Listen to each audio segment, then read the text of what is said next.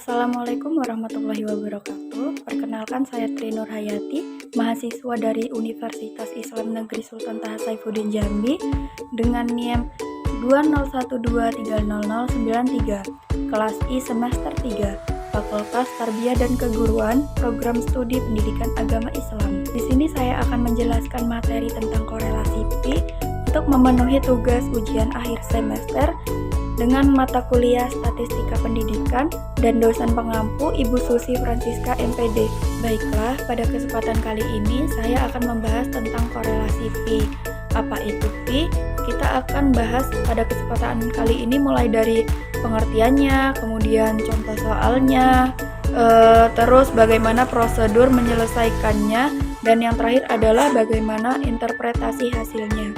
Sebelum masuk ke materi tentang korelasi pi, harus kita ketahui apa sih itu statistika.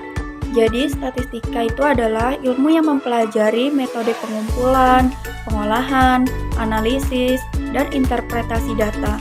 Statistika digunakan untuk mengambil kesimpulan yang akurat dan objektif tentang suatu fenomena atau populasi berdasarkan sampel data. Selanjutnya yaitu, apa itu korelasi pi? Jadi, korelasi pi adalah ukuran statistik yang digunakan untuk mengukur hubungan antara dua variabel, dikotomus atau biner, yaitu variabel yang memiliki dua kategori, misalnya perempuan dan laki-laki, merokok atau tidak merokok, dan lain-lain. Yang pertama yaitu, korelasi pi itu merupakan salah satu uji korelasi yang digunakan untuk mengetahui hubungan dua variabel. Jadi hanya untuk mencari hubungan dua variabel saja. Kemudian syaratnya yang kedua, variabel tersebut harus berskala nominal. Jadi kedua variabelnya harus berskala nominal. Kemudian yang ketiga, kedua variabel masing-masing hanya terdiri dari dua kelompok saja. Jadi tidak boleh lebih dari dua kelompok. Jadi contoh skala nominal yang dua kelompok misalnya jenis kelamin yang hanya ada dua kelompok, yaitu laki-laki dan perempuan. Kemudian misalnya warna merah dan putih itu hanya dua kelompok saja. Kemudian yang keempat adalah digunakan pada tabel kontingensi 2x2. Karena variabelnya ada dua dan masing-masing terdiri dari dua kelompok, maka tabel kontingensinya 2x2. Nah, seperti ini tabel kontingensi 2x2, di mana pada tabel ini terdiri dari dua baris, yakni variabel satunya 2 dan dua kolom pada variabel 2-nya. Sehingga model tabel kontingensinya seperti ini, 2x2. 2x2 ini yang dimaksud adalah dua baris dan dua kolom. Kemudian isinya di sini A. Nah, A itu adalah variabel 1 kelompok variabel 1A. Yang variabel 2-nya kelompok 2A. Kemudian di sebelah kanannya ada B, bawahnya ada C, di sebelah kanannya ada sel B, dan seterusnya. Nah, yang di bawah ini adalah A tambah C, kemudian yang sebelah kanan B tambah D, yang atas ini adalah A tambah B, bawahnya C tambah D, dan total A tambah B tambah C tambah D adalah N. Selanjutnya yaitu rumus korelasi pi, di mana I sama dengan AD dikurang BC bagi akar A tambah B dikali C tambah D dikali A tambah C dikali B tambah D.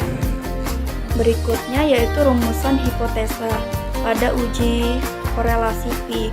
Nah, perlu kita ketahui bahwa hipotesa itu merupakan dugaan awal, di mana dugaan awal sebelum kita melakukan uji statistika.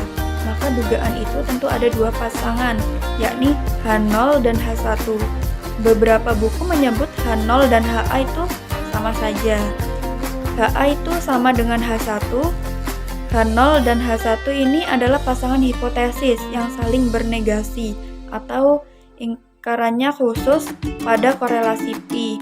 H0 ini bunyinya adalah pi sama dengan 0, atau dengan kata lain bisa kita tuliskan tidak ada hubungannya yang signifikan dari kedua variabel tersebut.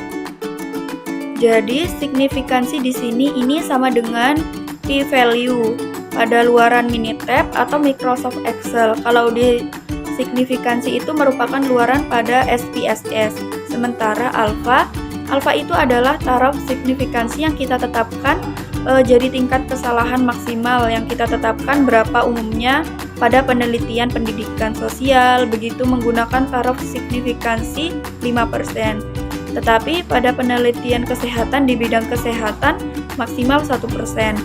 Artinya, jika ada kegagalan dalam melakukan penarikan kesimpulan pada bidang kesehatan, maksimal hanya 1 orang yang gagal dari 100 orang. Selanjutnya kita bahas contoh korelasi Pi. Contohnya di sini adalah penelitian yang bertujuan untuk mengetahui apakah gender berpengaruh terhadap kegemaran merokok seseorang. Sebagai sampel diambil 70 orang secara random dan diperoleh data sebagai berikut. Dari tabel ini kita ketahui bahwa tabel ini merupakan tabel kontingensi 2x2. Di mana barisnya ada 2 dan kolomnya ada 2. Jadi dari tabel ini kita ketahui bahwa banyaknya pria yang merokok itu sebanyak 33, sementara pria yang tidak merokok sebanyak 5. Dan pada kelompok wanita yang merokok sebanyak 4 orang, tidak merokok sebanyak 28.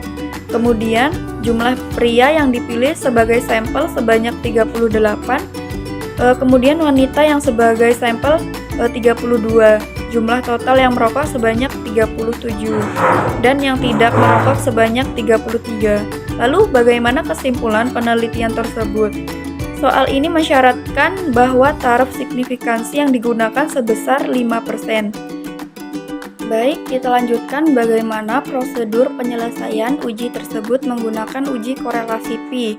Dari data hasil penelitian tersebut, kita bisa identifikasi bahwa 33 itu merupakan A, 5 itu B, 4 itu C, dan 28 itu D, dan N-nya adalah 70.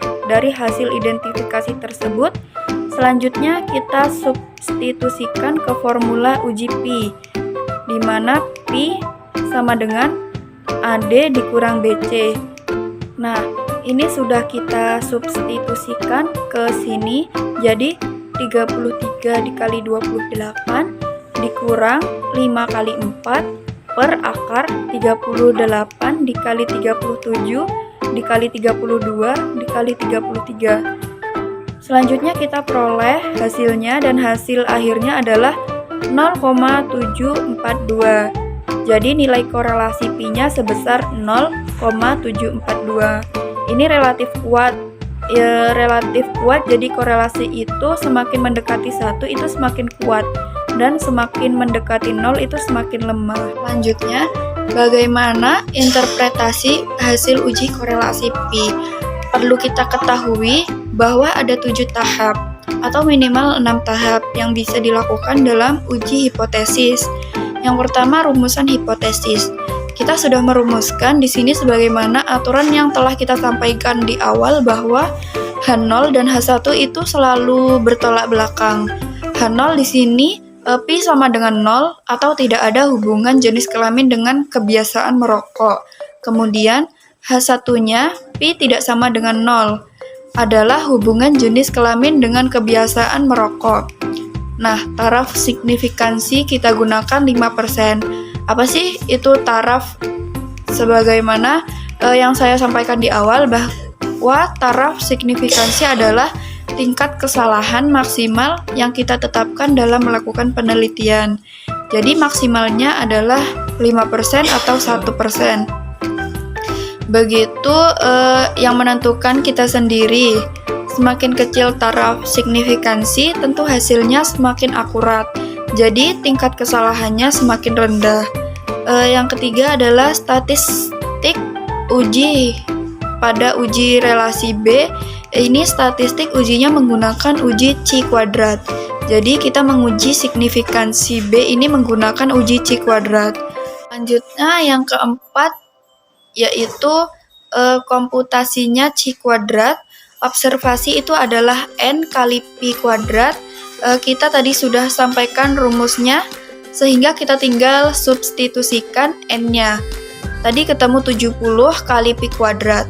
Pi-nya adalah 0,742. Nah, 0,742 ini kita kuadratkan terlebih dahulu, baru kita kalikan dengan 70. Kemudian hasilnya adalah 38,529. Kemudian yang kelima adalah daerah kritik. Daerah kritik ini adalah daerah yang kita peroleh dari tabel. Jadi di sini kita bandingkan dengan C kuadrat. Tabel. Bagaimana caranya? Kita harus membuka dan membaca tabel C kuadrat tersebut. Khusus pada soal korelasi pi, C kuadrat tabel yang kita gunakan C kuadrat dengan alfa 5%. 1 itu diperoleh dari banyaknya baris ini 2 kurang 1 kali banyaknya kolom 2 kurang 1. Jadi 1 kali 1 hasilnya adalah 1. Nah, di sini adalah tabel C kuadrat. Tabel C kuadrat di mana yang horizontal ini adalah alfanya, yang vertikal ini adalah view-nya, adalah pi-nya atau derajat kebebasannya. Kita tadi sudah tetapkan alfanya adalah 0,05. Kita lihat deretan di sini tidak ada, kita ketahui ini alfanya 0,05, V-nya tadi 1. 2 kurang 1 dikali 2 kurang 1, pi-nya 1, alfanya 0,05, sehingga ketemu nilai C kuadrat tabelnya sebesar 3,841. Sehingga kita bisa tuliskan di daerah kritik ini DK adalah C kuadrat sedemikian hingga C kuadrat lebih dari C kuadrat tabel, yakni lebih dari 3,841. Berikutnya keputusan ujinya sebagaimana yang kita sampaikan di awal bahwa C kuadrat observasi lebih dari C kuadrat tabel, maka H0-nya ditolak, dan dari sini kita ketahui bahwa C kuadrat observasi adalah 38,529 dan DK-nya atau C kuadrat tabelnya itu 3,841. Jadi C kuadrat observasi lebih dari C kuadrat tabel, sehingga H0 ditolak. Kesimpulannya adalah kalau H0 ditolak, maka yang kita pilih adalah H1-nya. Nah, H1-nya bunyinya adalah ada 2 hubungan jenis kelamin dengan kebiasaan merokok. Nah, hubungannya seperti apa? Kita lihat tadi di kolom bahwa kebiasaan merokok itu didominasi oleh kelompok pria, atau dengan kata lain, pria lebih cenderung gemar merokok daripada wanita. Demikian pembahasan tentang uji korelasi pi secara manual. Saya Tri Nurhayati. Jika ada kesalahan baik perkataan maupun perbuatan, saya mohon maaf yang sebesar-besarnya. Saya akhiri. Wabillahi taufiq wal hidayah. Wassalamualaikum warahmatullahi wabarakatuh.